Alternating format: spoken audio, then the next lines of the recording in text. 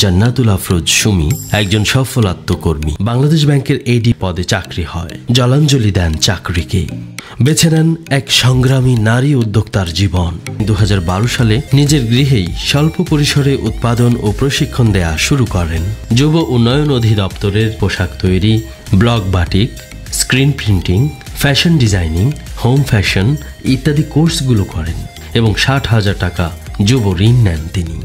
সর্বমোট 5,50,000 টাকা দিয়ে তিনি তাঁর ব্যবসা পরিকল্পনার প্রথম ধাপ সফলভাবে অতিক্রম করেন। বর্তমানে তাঁর মাসিক গড় আয় 1,76,819 টাকা, বাৎসরিক আয় 21,21,830 টাকা এবং ব্যবসার মূলধন 72,11,292 টাকা। তার মাধ্যমে এ পর্যন্ত প্রায় কয়েক হাজার আত্মকর্মী তৈরি হয়েছে।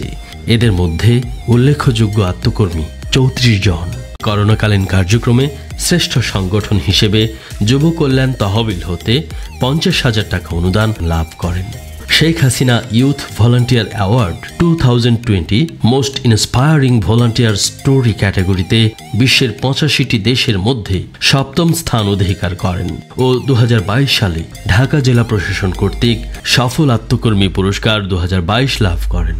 খণ্ডকালীন প্রশিক্ষক, মেন্টর এবং রিসোর্স পার্সন হিসেবে কাজ করছেন।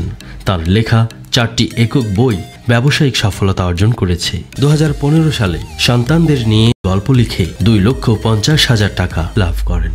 বাল্যবিবাহ, যৌতুক রোধ, বৃক্ষরোপণ, রক্তদান কর্মসূচি, প্রতিবন্ধী ও দুস্থদের সহায়তা প্রদান প্রভৃতি সচেতনতামূলক কাজ করছেন।